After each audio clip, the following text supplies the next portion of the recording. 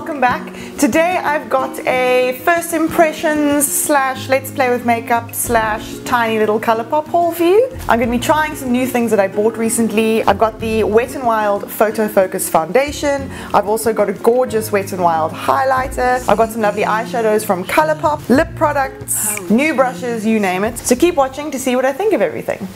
Okay, so I'm going to start with the Wet n Wild Photo Focus Foundation. I'm going to read to you what the brand says about it.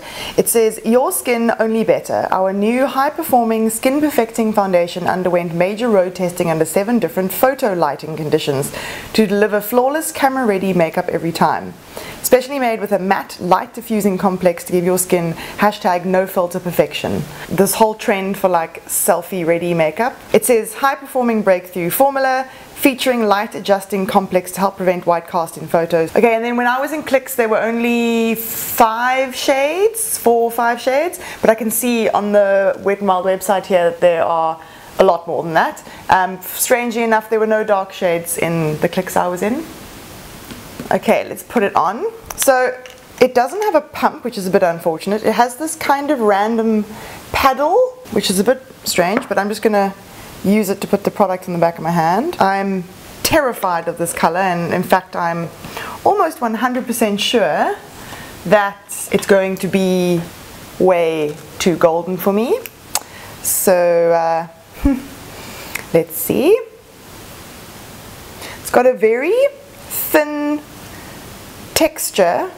It almost feels powdery. Like as I'm sort of as it sort of thins out on my skin, it starts to feel like powder.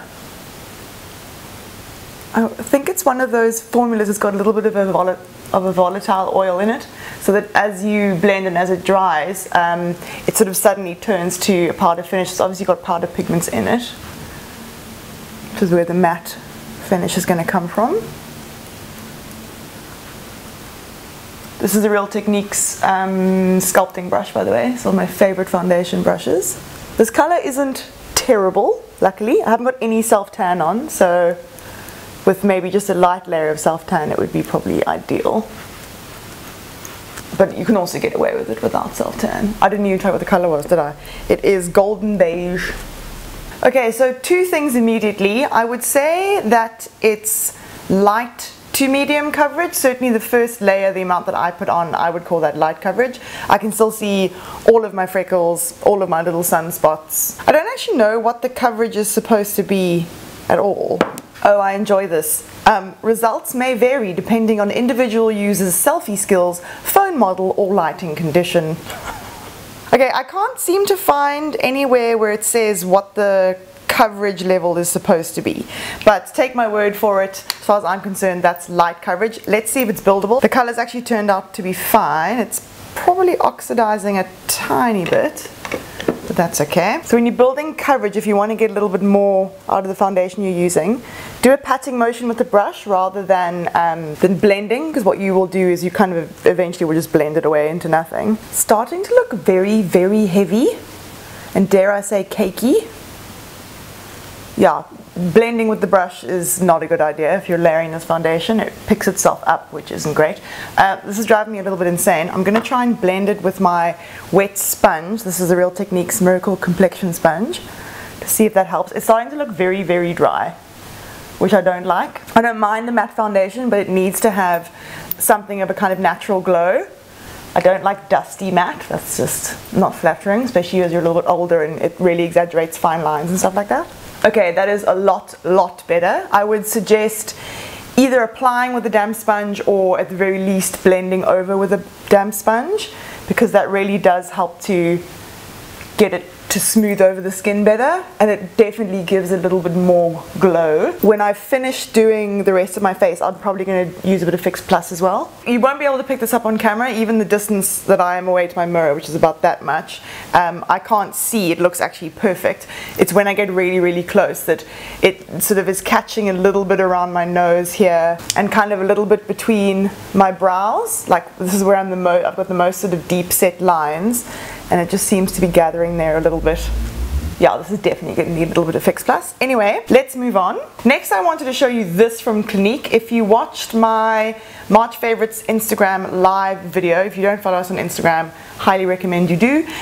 We post a lot of content on Instagram stories these days. Not so good at posting actual Instagrams, but Instagram stories we're having a lot of fun with. So anyway, I did a March Favorites video there, and I mentioned this, which is the Beyond Perfecting Super Concealer, and this is in the shade Apricot Corrector. It is a corrector, but it's very, very heavy duty. It's like proper orange. So I wanted to show you on camera how I use it, so you can get an understanding of just how strong it is, but also more importantly, how well concealer blends on top of it. This isn't a product you can use on its own because, as you will see, I don't know if you're able to tell just how tiny a dot. I've put as little as I could squeeze out of the tube.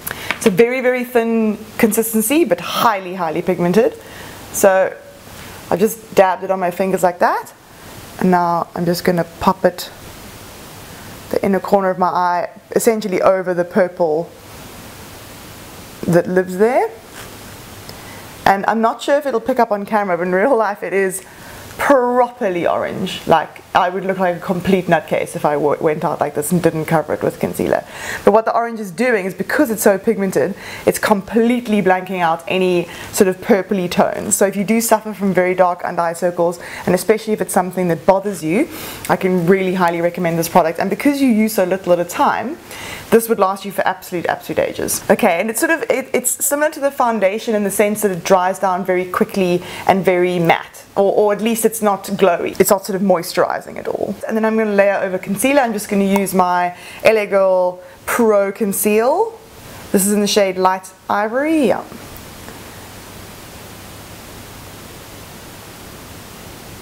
And then just going back in with my sponge and blending that over. Make sure that if you have taken the corrector into this inner corner of the eye, that you then blend the concealer there as well. Otherwise you'll leave a sort of orange splodge behind. Okay, and then next I thought I would show you this baking thing. Again, I spoke about this on Instagram stories last week, and I had a couple of questions about it.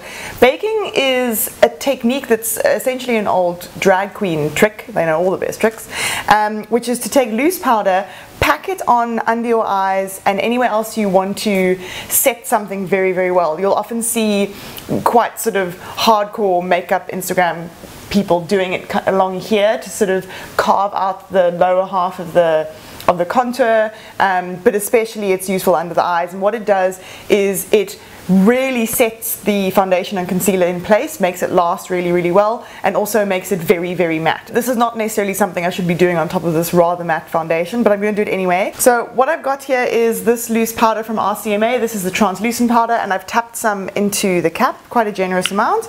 I have done this before with the LA Girl HD loose powder, like it's a round container with a black lid. That made my under eye area go completely orange, which was quite bizarre, but it happened. Anyway, so this is the damp sponge, the same one I was using earlier. I'm literally just going to tap it in there. You can see all the powder is on the tip of the sponge, and then literally pack it on under my eyes. Like, it should look this ridiculous.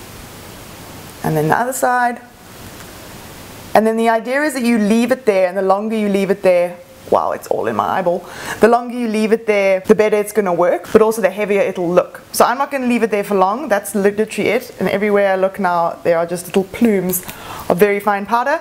Then you just take your regular powder brush and you just flick it away.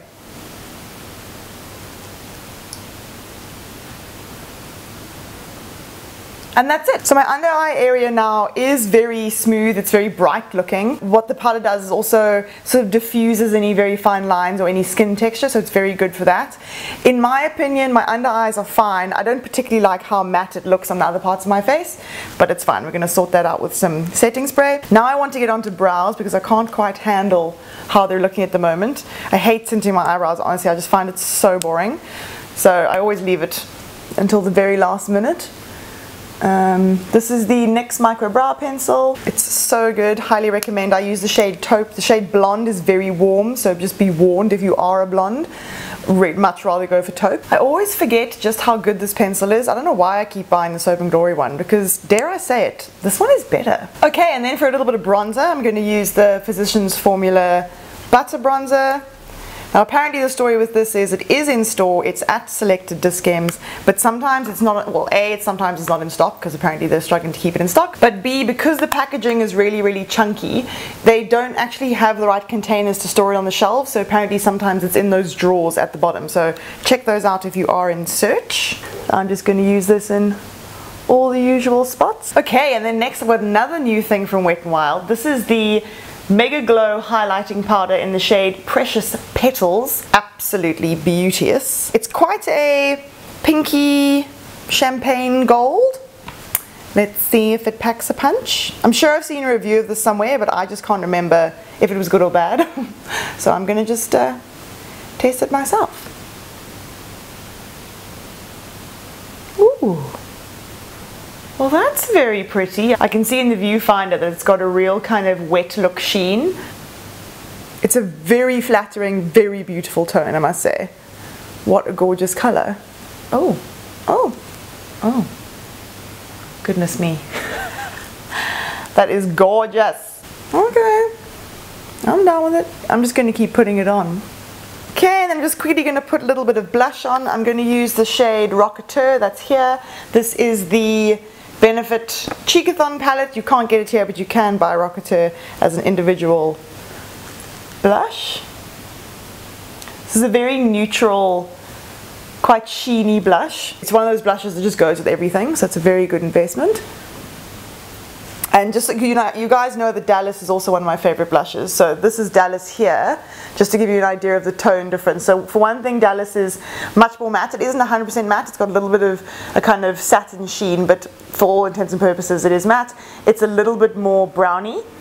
And Rocketeur is more of a true satin, and it is more pinky. Okay, so my skin is looking quite flawless, I must say. The foundation has settled a little bit. It is, however, all over quite matte, obviously, except for where I've loaded on that highlight.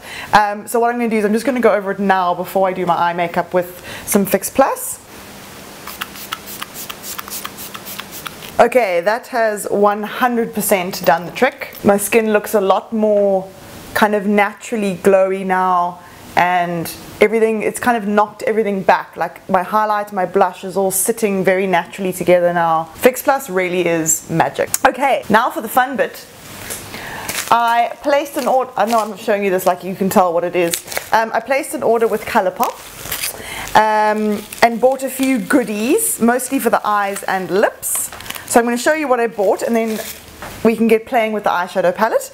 So the first two things are two brushes. I got the E1 and the F9. The E1 is like quite a small little blending brush, which I really like the size of. I don't have anything quite that small. This is also quite a small little duo fiber brush for the face, which I'll compare it to, just to give you an idea of size. This is the MAC 187, and this is the Colourpop brush. So you can see this is much bigger. This is something I would use for maybe bronzer, whereas this I think might be good for contour. They are both synthetic brushes. They are on the slightly cheaper feeling side. For example, Real Techniques brushes, those are all synthetic, but they're very soft. These bristles have got a certain slip to them. They've got no actual texture of their own, the fibers. So that's not necessarily a good or a bad thing. I'm just pointing it out. Then for the eyes, I got two of the Supernova shadows. I love this packaging, it's so pretty. Let's see, I've got the shade Firecracker. Oh yes, look familiar. Here's the EcoSol Water Eye Tint in the shade Pleasant Cinnamon, which I bought from Glow Theory the other day. And at the time I was like, ooh, it's so interesting, what an unusual color. I don't have anything like this. I think I had already ordered this at the time. Anyway, very similar shade. This is maybe a touch more purpley. And then I also just went into my cupboard and realized that not only did I have this, which I mentioned in my UK haul, this is the eye color cream from And Other Stories in the shade Sisal Crimson, which is another very similar color. This is probably a touch more warm. It doesn't have the slightly burgundy undertone that these two have. But I also have this from Charlotte Tilbury. This is the Color Chameleon in Bronzed Garnet, which is also the exact same color. To be fair, I don't use this very much. I don't like this formula. I don't think it's that good.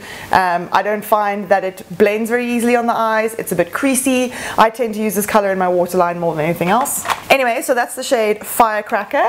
And then I also got the shade Mothership, which is a glorious, sparkly, blackened blue. Oh. This I'm going to use on my lower lashes, I think. Oh, it's so pretty. And then I got an eyeshadow palette. This is the Give It To Me Straight palette. I've never used any of their powder shadows. I've only ever used the Super Shock shadows, which I don't like. They crease very badly on me and I don't really get the point, to be honest. And so here we go. It's kind of a mixture of warm tones and kind of purpley tones, which I just love. It's got a certain Naked Heat palette vibe about it, maybe with a few more cool tones in it, which I prefer because warm tones can go a little bit scary on me. The pan size is quite small, but that's okay because I never really get through an eyeshadows, and I think it was like $16 so. And then 3 lip products. One of them is one of their new Luxe lipsticks. This is in the shade Appy, and it is a very beigey nude color, very classic everyday shade for me. I also have a million versions of that in my cupboard. And then a gloss called Moonchild. Actually no, it's not a gloss, it is a liquid lipstick. Not one of their matte formulas, it's actually a glossy liquid lip. This is from one of the Kathleen Lights collabs. And this is just also a very pretty, oh it's lovely, a very pretty everyday nude color. And then last but not least, another ultra glossy lip, and this is in the shade Verbatim, and it is quite unusually for me. I'm not quite sure what I was thinking, but I do kind of love it. It is an iridescent pink lip topper gloss basically, so you could wear it on its own, but I think it would be particularly pretty layered on top of maybe a matte lipstick or just a kind of nude lipstick that you wanted to take up a notch. Okay, the light is fading really fast, so let me just get on with this. I've got the Wet n Wild eyeshadow primer on my eyes. I'm going to go into the shade Matter of Fact, which is a matte kind of bone shade. I'm just going to set in the crease a little bit just to make blending a little bit easier, because this is quite a sticky base, but it works really well. As far as affordable eyeshadow primers go, this Wet n Wild one is my favorite. Looks like this, by the way. I'm using all Zoeva brushes. Zoeva do ship to South Africa, but just be careful of import duties. And speaking of which, this Colourpop stuff I had delivered to the UK. I did pay customs on it. I paid about £18 on, I think, probably like a £30 order value, which is a little bit irritating, but that's how these things work. And then I'm going to go into the shade Downright with a slightly bigger fluffy brush, and I'm going to use that as my transition shade. It's fairly true to pan color, I must say. It's kind of a matte mauve shade. It's maybe pulling slightly pinker on me, but all eyeshadows pull super warm on me. Well, the pigment is very nice and they blend beautifully so far. Now, where should we go? I'm going to go into the shade Forthright, I think, and I think I'm going to put it on my finger. Ooh, oh wow.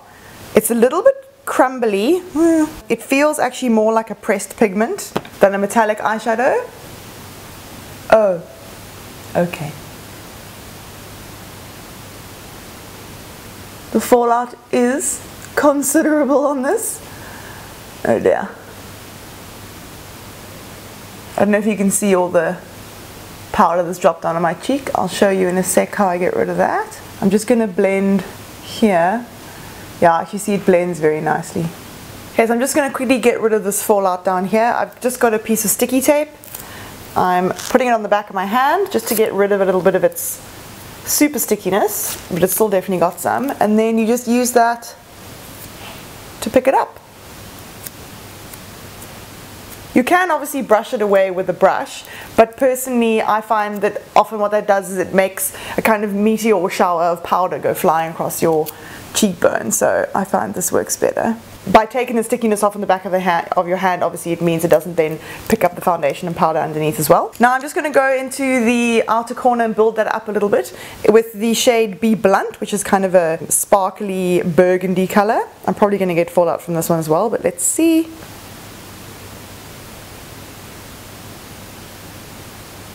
I blend quite high up onto my brow bone and then slightly above it because my eyes are hooded, and if I don't do that, all of that color gets lost. Essentially, you don't really see anything. So I just take it up a little bit higher. If you don't have hooded eyes, you don't really need to go as high. These do pack a serious punch. There's some major pigment here. I love it.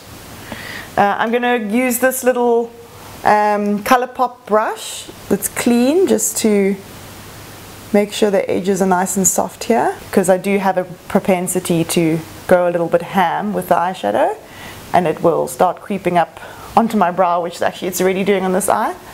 Oops. Yeah, well, that's looking a tiny bit 80s. Okay, and then I'm going to go into Candid, which is a beautiful metallic copper, and I'm going to put that on the inner corner.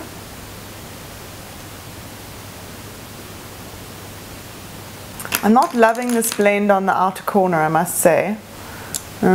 Maybe I should try and bring it down with my bronzer. Yeah, this blend through here is a little bit choppy. I don't know if this is going to work.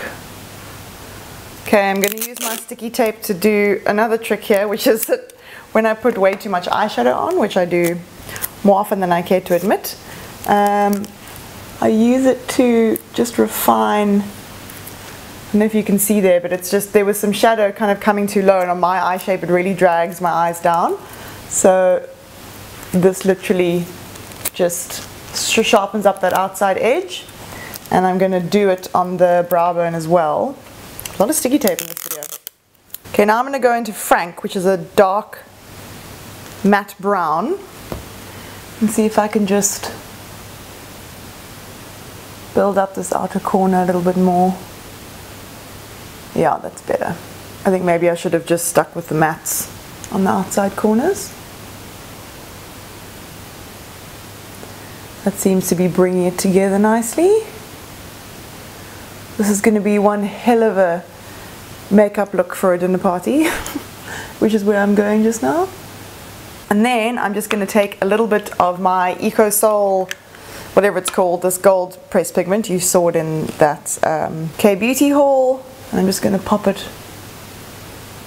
on the center. Oh yes. Yes, please. Just going to blend it slightly so it's not so like just a stripe. But keep it in the middle because that's going to kind of highlight the middle of your eye. And then let's go crazy and put this on the lower lashes. Sorry, this light is fading, guys. It's not ideal. Okay, what I'm going to do is I'm going to put this on. I'm going to put this on an angled brush. This is a Zoeva 317 wing liner brush, and kind of use it like an eyeliner. Oh, it's so cold. Oh, okay. Wow, I am just on fire today. Okay, now I'm going to take a pencil brush. I'm not suggesting you need to use all these brushes, but I'm just unfamiliar with these textures, so I wasn't sure how they were going to work. This is very sparkly. It is beautiful. And I'm just blending that out gently. There we go. Okay, so that was looking a little bit hectic. So what I did is I went onto the waterline with this pencil. This is the NYX slide-on pencil in the shade Tropical Green, because the blue underneath, which is beautiful, was too stark a contrast with my waterline when it was bare, but black would have been a little bit harsh. So this is almost the exact same color actually in a pencil. Now I'm just going to curl my lashes and bring this all together. And for mascara, I have got a new one from Essence. I've been meaning to try for ages. This is the Essence Volume Stylist Lash Extension Mascara. I think it's got fibers in it. We will see.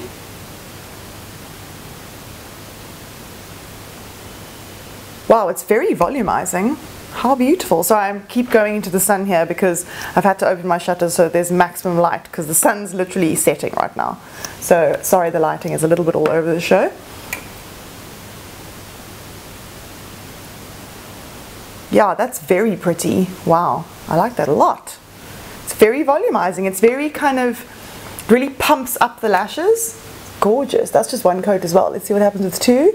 It's quite a dry formula, which I like. That's gorgeous, I love that, and so cheap. It's going straight into the top shelf. Okay, and then for bottom lashes, I'm going to do my usual Stay Perfect mascara from number 7. You can use MAC Giga Black Lash, that's really good. Okay, now, before the sun sets completely, let's quickly do lips. I think I'm just going to go on with this Moonchild liquid lipstick, or gloss rather, I suppose. Oh, it's quite pale. Very pretty though, it's more sheer than I thought it would be. Like it's nowhere near that opaque, but very pretty. Nice formula, non-sticky.